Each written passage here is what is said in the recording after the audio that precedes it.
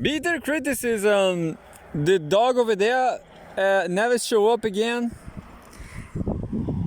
I thought that dog was in danger. It was risking its life, making a way back to the continent. Because right there is like the ocean, you know? The dog wasn't in the ocean. But right now I think that that dog was not lost. I mean, as my own dog, Mursi, she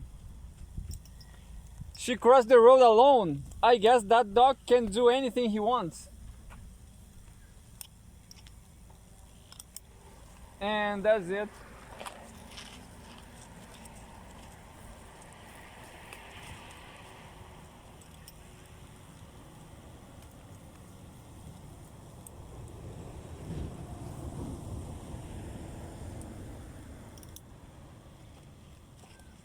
Well, today we have news.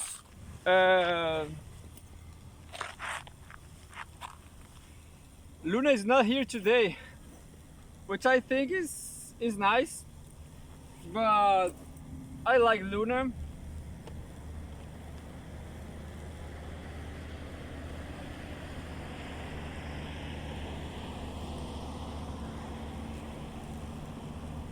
Well, I have news. We have news from I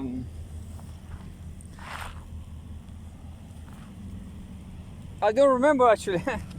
I actually don't remember the news I have today.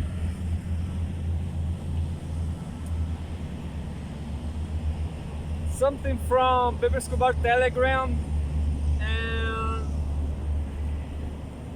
let's see.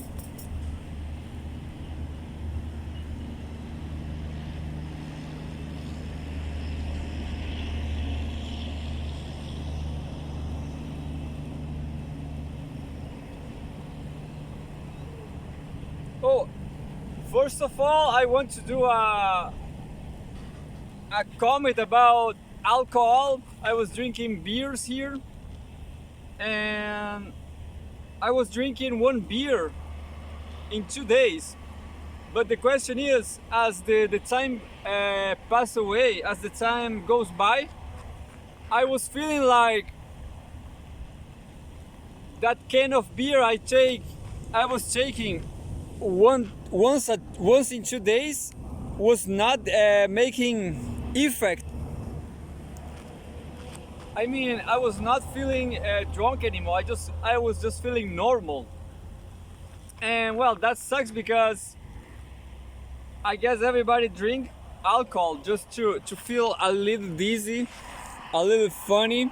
And I was in the beginning, but right now I have like a resistance. I am like an alcoholic, but that sucks, you know. If you drink a beer and you feel nothing, I will stop to do it. I guess I will stop.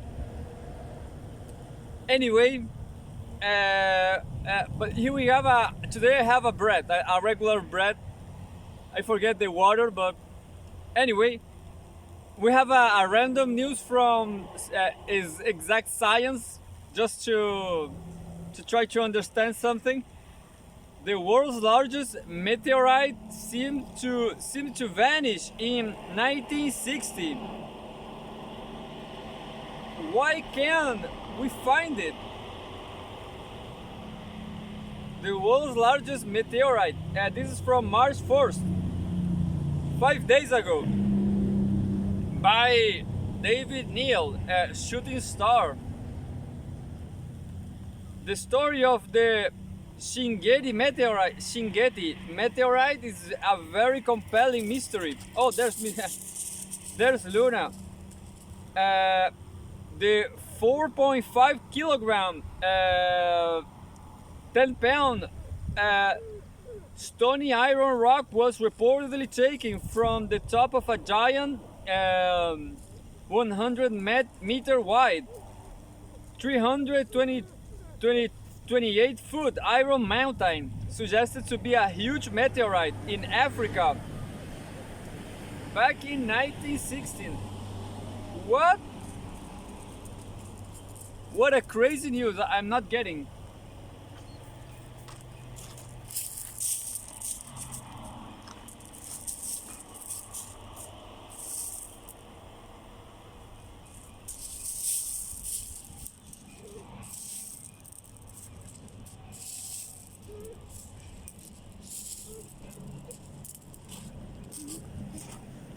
What I understood is that there was a mountain in Africa. That mountain it has a top of the mountain, and then the mountain turned to a meteorite. The top of the mountain, but that's impossible. That's impossible. How will happen? How that will happen? I will read it again.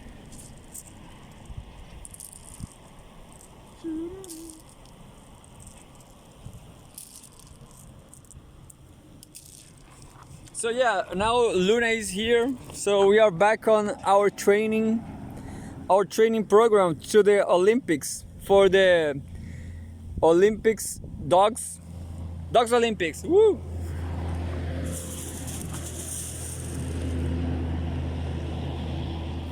So I will try to understand this. In spite of numerous research, in spite of numerous searches, the existence of this larger parent meteorite was never being confirmed. Now a team of researchers are back on the trail. If it exists, this Iron Mountain will represent the largest meteorite on the planet by some distance. Oh, I get it. Now I understand. It's not a mountain, it's a meteorite. That's interesting. Largest parent meteorite was ever confirmed. Largest meteorite on the planet by some distance. And scientists from Imperial College London and the University of Oxford in the UK want to use maps of magnetic anomalies such as large blocks of iron to try to find it. To start at the start, this smaller meteorite chunk was originally recovered by French consular official Captain Gaston Ripert, who said he's being blindfolded and guided to the Iron Hill by a local chieftain. Shingeti meteorite.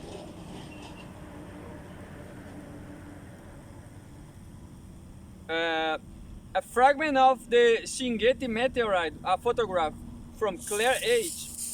from Flirk. The meteorite was named after the nearby city of Shingeti in Mauritania, northwest Africa. All subsequent attempts to find the giant iron mountain that it was originally a part of right up to the 1990s haven't been able to find the spot where Ripert was taken to.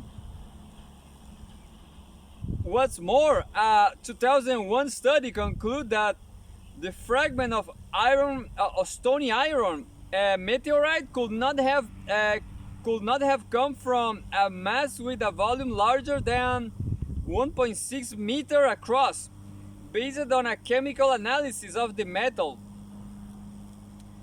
Was Captain Ripert lying or simply mistaken?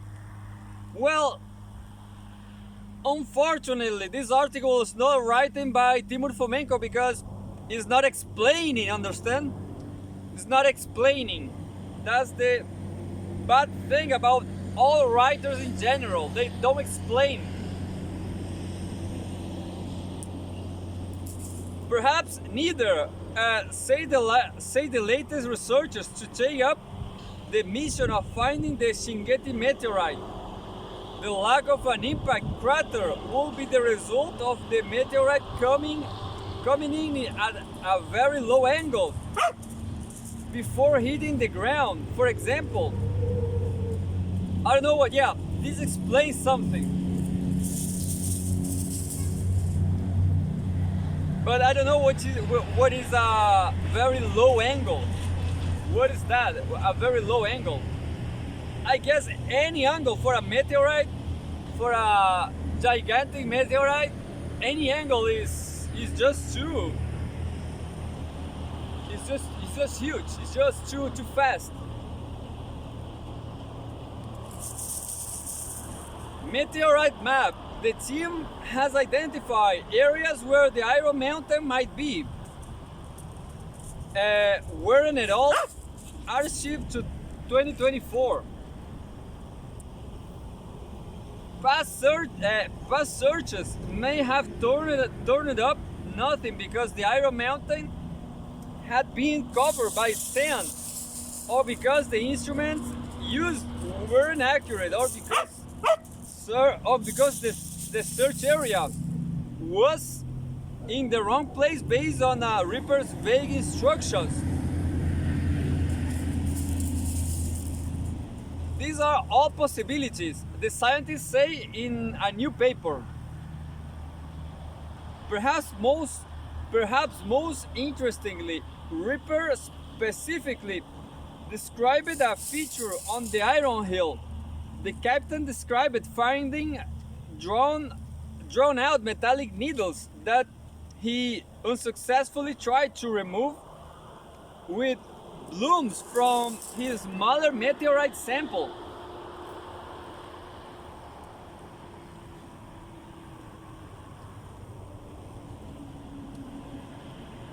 Well, sounds like this meteorite is not so huge. I thought it was who knows? Well, you understand, it's not clear. All these writers, they are not clear. What was the size of the meteorite? It was a whole mountain in Africa. Why he said mountain? What he is trying to say? You understand? Is a whole mountain a whole mountain is a meteorite? Bad writers. Perhaps most interestingly, Ripper specifically described a feature on the Iron Hill. Just a feature. Anyway, the authors of the paper speculate that these ductile structures could be phases of a nickel iron known as Thomson structures. Unheard of in 1916, it's unlikely Ripper would have fabricated such an observation. For the first time, the researchers here used digital elevation models, radar data, and interviews with local camel riders to narrow down the areas where Ripper might have been taken to, based on his report of a half-day journey. Using the haze of dunes that could be concealing the giant meteorite as a guide, the team has identified areas of interest and requested aeromagnetic survey data for these locations from Mauritania's Ministry of Petroleum, Energy and Mines.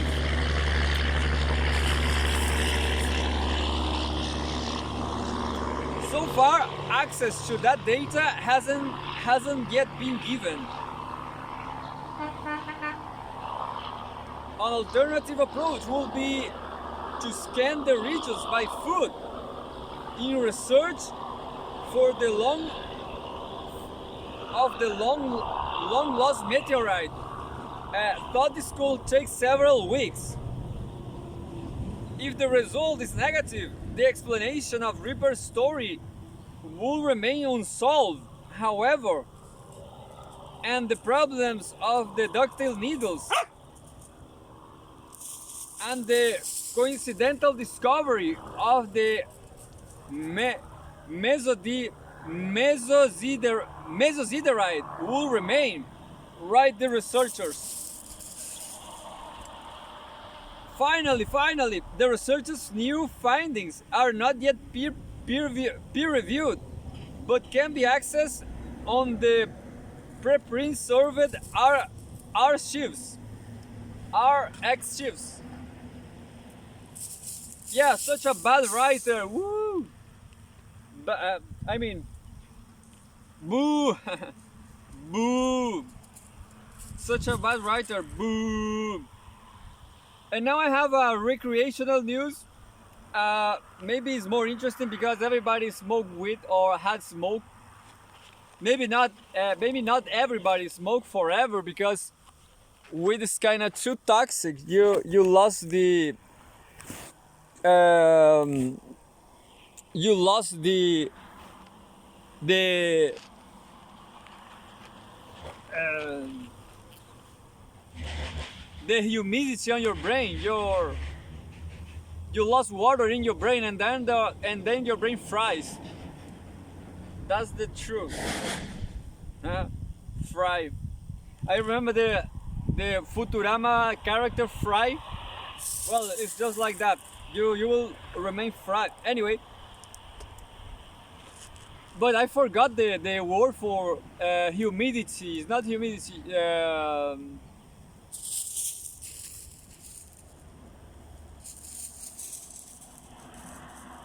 Hydration.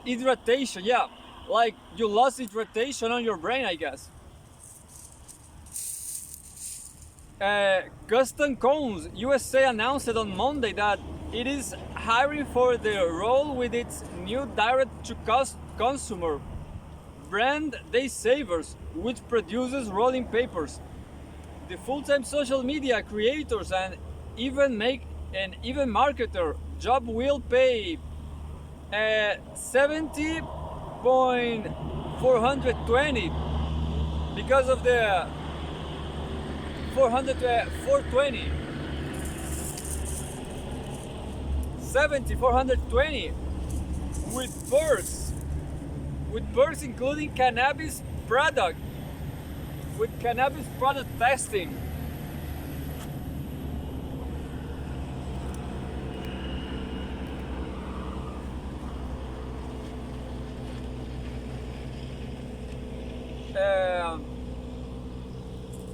Including cannabis product testing and all expenses, paid travel to marijuana events.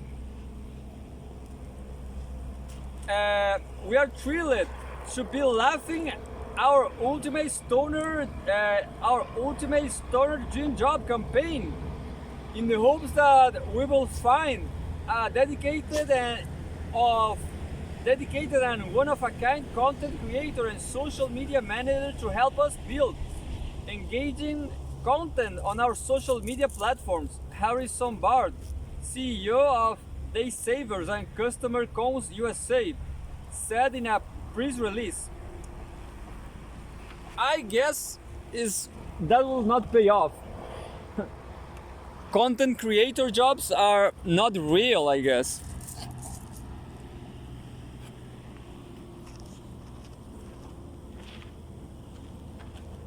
I guess, yeah. Milu is stinky. Sale.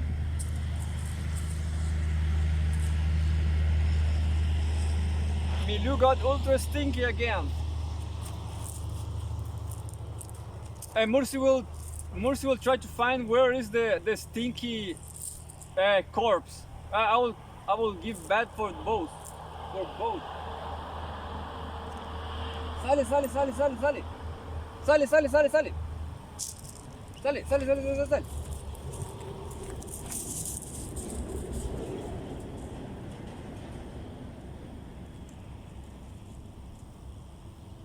States that legalized marijuana see massive reduction in tobacco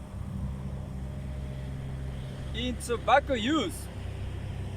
If you are passionate about cannabis and have any kind of creative talent, this may be the job for you, he said. Many people talk about doing what they love, but few actually have to make it a reality. But few actually have the chance to make it a reality. A dream opportunity for any cannabis lover. But I didn't got.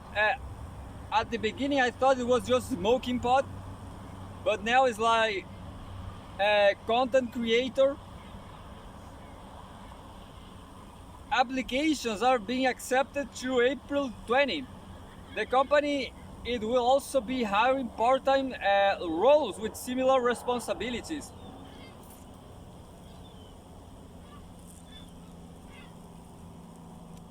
The campaign is reminiscent of the time that cannabis icon Snoop Dogg disclosed in 2019 that he pays a person between four, uh, 40,000 to 50,000 per year to roll blunts for him.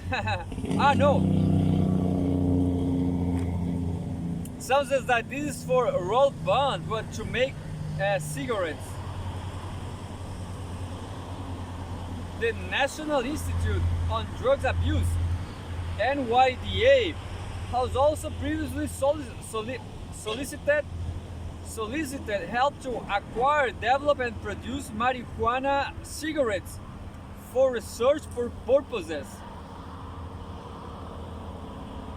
The gimmicky custom codes USA job posting certainly draws attention to the brand. But to be clear, a person not be hired simply to smoke marijuana. The job requires a background in social media content management, which would presumably be the chief responsibility on the hire. Photo courtesy of Martin Alonso. Marijuana Moment is made possible by support from readers. If you rely on your cannabis advocacy journalism to stay informed, please consider a monthly patron pledge. That's crazy because maybe I will apply so there's no jobs in global south, but I don't have USA visa. Yeah, that's the problem. As I said, the problem with marijuana is you dehydrate yourself. You lost hydration. You lost water. You feel like your brain's frying. You anyway. I guess it's not exactly what happened, but you definitely lose water.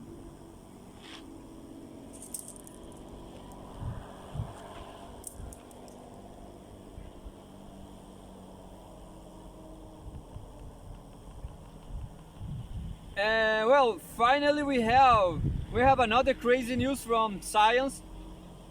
Accurate electronic and optical properties of organic doublet radicals using machine learned range separate functionals. This is from Sheng Wei Ju, Jili Sheng, Ethan J. French, Yu Ji, Wong Sam B, Aaron Tian, and Shou Lin. A lot of Chinese people. It was published on February 21. It's not far away, like 2 weeks ago. 3 weeks ago. It was published in American Chemical Society. A lot of Chinese in China. A lot of Chinese in the USA.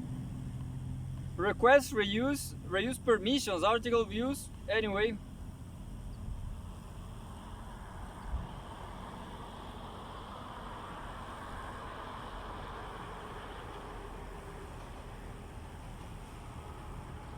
So this is a scientific article, a crazy one. Access through your institution, other access option, subjects, algorithms, density, functional theory, electronic structure, molecules, time-dependent density functional theory. Go to the Journal of Physical Chemistry, abstract. Yeah, the only thing we have is the abstract. I didn't download the article. Let's try to understand something from physics. Luminescent organic semiconducting doublet spin radicals are unique and emergent optical materials because their fluorescent quantum yields are not comprised by the spin flipping intersystem crossing ISC into a dark high spin state. The multi-configurational nature of these radicals challenges their electronic structure calculations in the framework of single reference density functional theory (DFT), and introduces room for method improvement. In the present study, we extended our earlier development of that thing. This is a physics formula, a range separated hybrid RSH exchange correlation XC functional constructed using the staked ensemble machine learning SEML algorithm from closed shell organic semiconducting molecules to doublet spin organic semiconducting radicals. We assessed its performance for a new test set of 64 doublet spin radicals from 5 categories, while placing all previously compiled 339.26 closed shells in the new training set. Interestingly, that ML PBE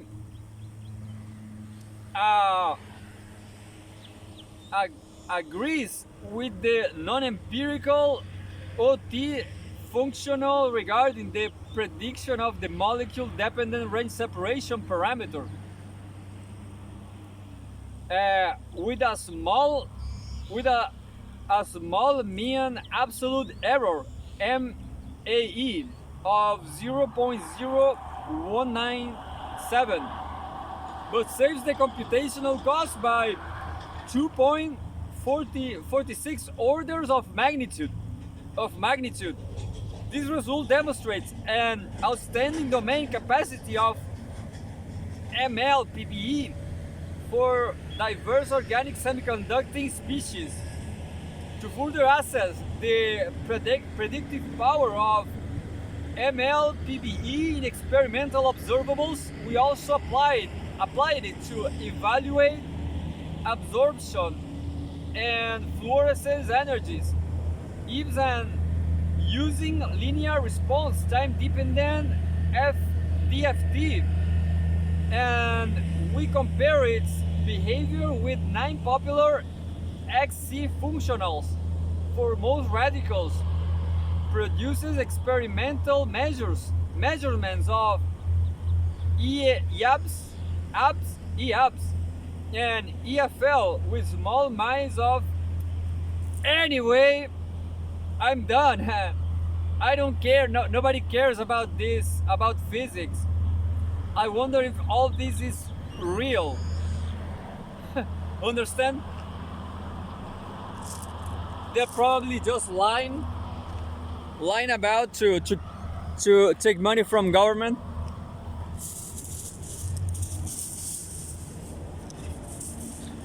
Well, the only thing we should understand about physics, economy, and history is that rich make money with monopolies, you know.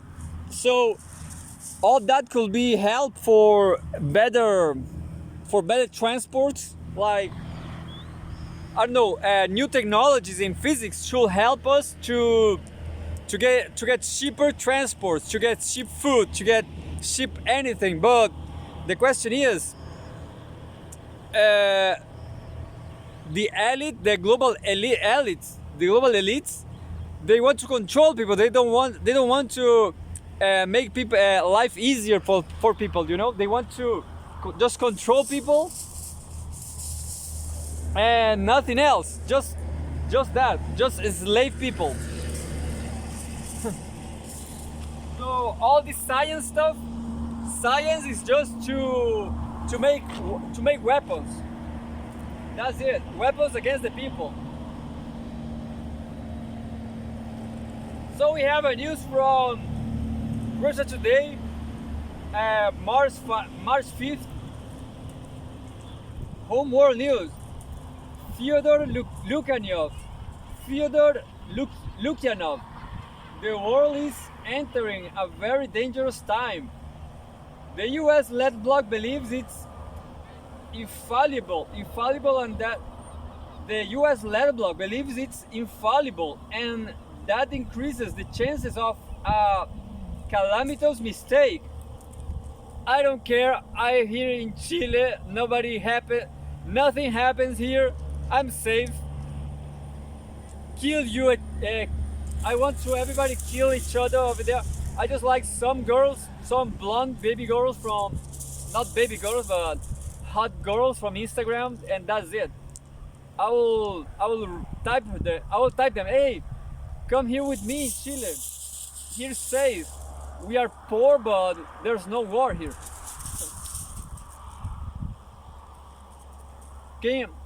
Come to me with the dogs.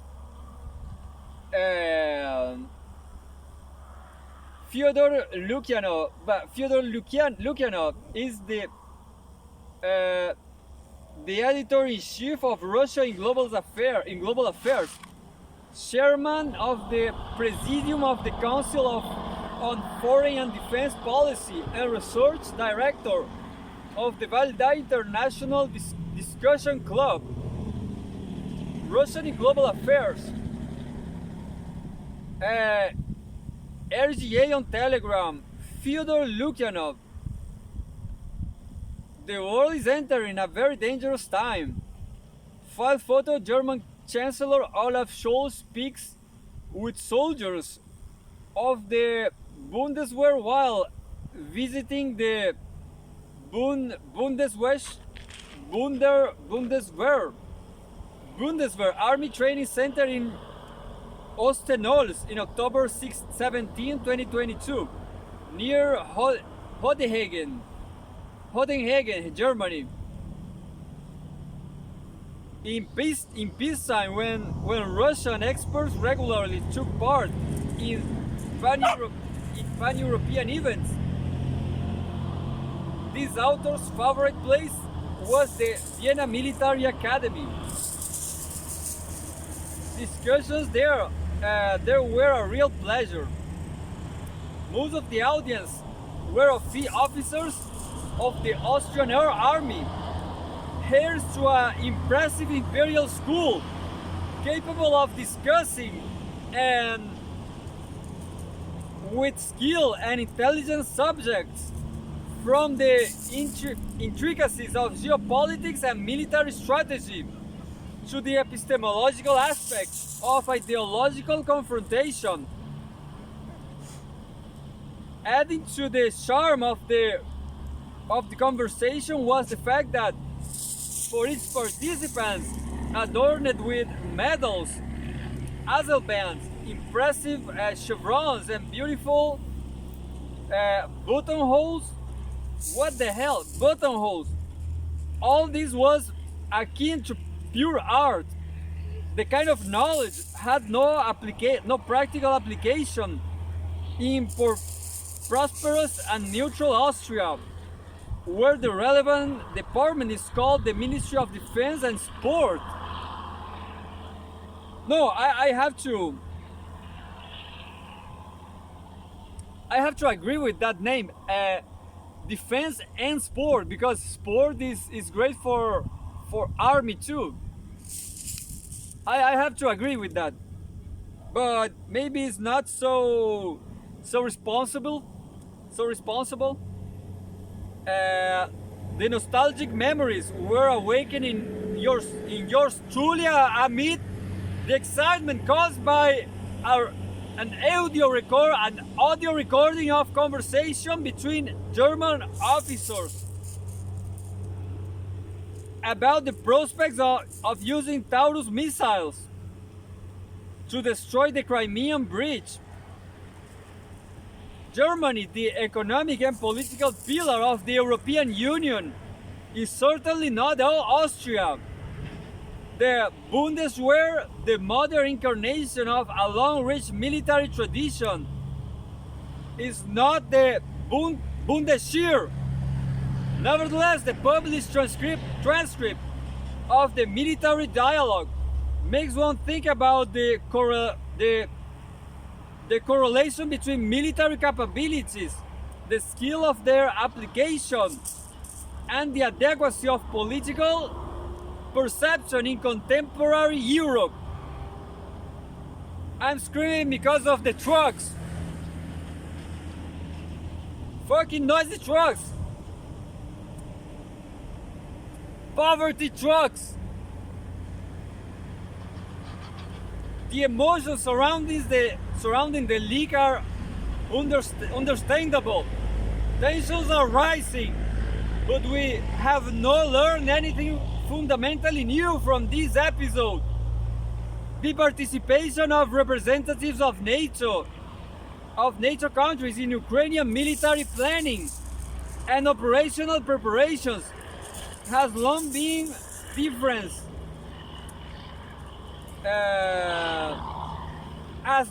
known. The only difference is that the Germans have been singled out, a new but expected twist. It is already clear that behind closed doors, officers and generals are discussing the war and not humanitarian aid. Chancellor Olaf Scholz publicly and very firmly stated that he will not send missiles to Ukraine, while another part of the German political top brass made it equally clear that they disagreed with him on this issue. That was somewhat unexpected. However, was that the German military turned out to be in solidarity with those in favor of transferring the weapons in this debate. That's it. They are not worried about the risks of excessive involvement in the conflict. We have another news. Germany's economy is dying. Here's why and what happens next. To me, it's such a luck because I was planning to move to Germany, but not anymore. Since for some time ago, I stopped thinking about that. There was a lot of crisis over there, and now it's not so fine. So yeah, poor Germany. What about a poor Germany? Read more. Germany's economy is dying. Here's why and what happened next. That is the most interesting thing. The professionals who bear the brunt of a war do not usually become its instigators. That role is played by the politicians. External aggression is a special case, of course, but in other cases the military executes political decisions, and when such decisions are taken, it is not the business of people in uniform to discuss them, even if they are not sure of the wisdom of the others. When it comes to hybrid warfare, for lack of another term, we will use this imperfect one. The structure of the system is broken. The involvement of NATO countries in the confrontation between Ukraine and Russia has been steadily increasing for 2 years, while the official disavowals have been just as consistent. We will venture to suggest that this is not some insidious plan or strategic ambiguity, as French Foreign Minister Stéphanie Séjourné suddenly stated the other day, but a lack of understanding of what is going on and more importantly, what follows from it and where it is likely to lead. At the turn of at the turn of the 1990s, the leading Western countries came to the conclusion that the direction of development was so preordained that the costs associated with it could simply be neglected. It was part of the end of history mentality, and it was indeed the case until they came up against the main sources of the cost. That's it. States that could oppose anything serious, to the point of blocking the whole movement. For 20 years, the Russian leadership has been trying, verbally and then, one might say manually, to make the Americans and Europeans vis-a-vis aware of the fact that certain steps they take will lead to corresponding responses, and that this is the logic of international politics. These warnings were ignored and the atmosphere continued to escalate. The result was February 24, 2022.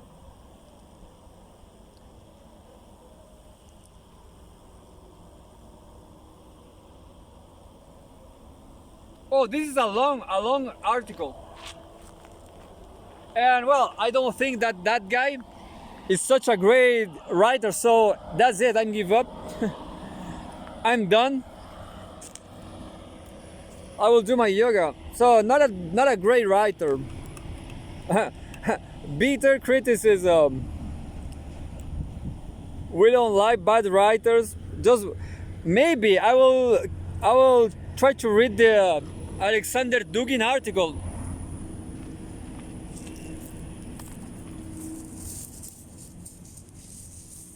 So yeah, yoga time.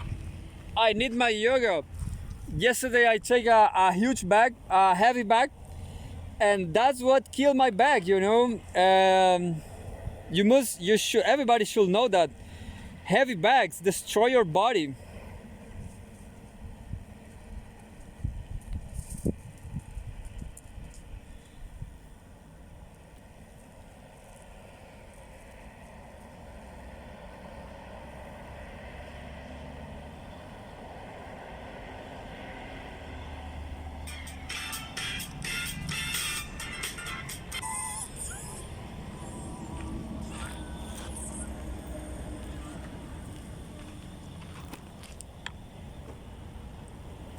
Yoga.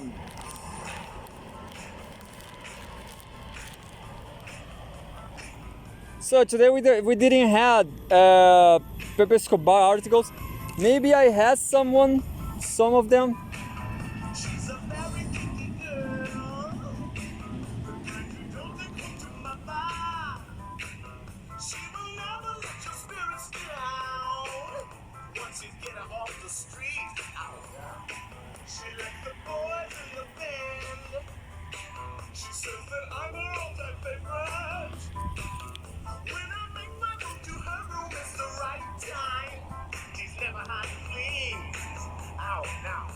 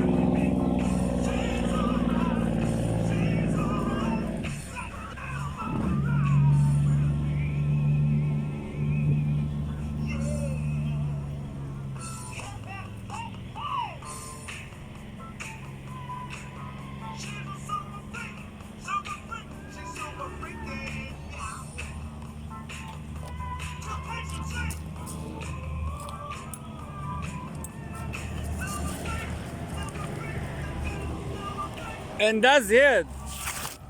If you wanna be a journalist or a writer, be a good one. Explain better, explain things. Be clear. Be eloquent. Otherwise, we will say you are not a good writer and we'll not read you anymore. Tommy, sale, sale ahí. Milou is stinky.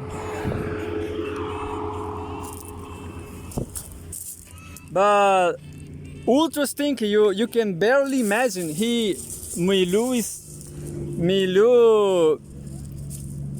Milou rolls over a corpse, a dead corpse. So that's why it's so stinky. And Mursi is so. Oh, Mursi also likes to be stinky. Maybe Luna is the best one. Yeah, look, she is independent. Everybody loves her. She don't bother people.